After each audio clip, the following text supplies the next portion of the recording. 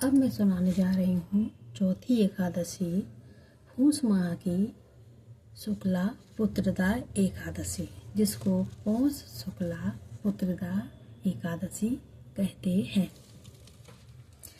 धर्मराज युधिष्ठिर श्री कृष्ण जी बोले कि हे भगवान, अब आप पौष शुक्ला एकादशी की कथा सुनाइए। श्री कृष्ण जी बोले कि हे धर्मराज, जिनके करने से अनेकों जन्मों के पाप नष्ट होकर पुत्र आदि की प्राप्ति होती है, ऐसे महात्म्य को ध्यान लगाकर सुनो। काम, क्रोध, लोभ और अभिमान का त्याग कर फूल आदि से पूजा करनी चाहिए।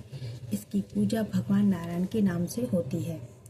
दक्षिण प्रदेश में भद्रावती नामक नगरी में सुकेतु नामक एक धर्मात्मा राजा राज्य करता था। उसको सब प्रकार के सुख होते हुए भी पुत्र नहीं था। पुत्र के वियोग में व्याकुल था, इसलिए वह बहुत ही दुखी रहता था। पुत्र प्राप्ति के लिए जप, तप, यज्ञ और दान आदि करने पर भी जब पुत्र प्राप्ति उसको नहीं हुई, तो वह दुखी होकर राजपाट छोड़कर जंगल में चला गया। वहाँ भूख प्यास से तड़प कर आत्महत्या करने का विचार मन में करने लगा। तो एक दिन व्याकुल होकर भगवान से प्रार्थना करने लगा कि हे भगवान, मैं बहुत दुखी हूँ, मेरी रक्षा कीजिए। इतनी कथा को कहकर श्री कृष्ण जी बोले कि हे युधिष्ठिर, इस प्रकार भक्त की सच्चे दिल की प्रार्थना सुनकर मुझे उस पर दया आ गई और मैंने उसके समस्त पाप क्षमा कर दिए।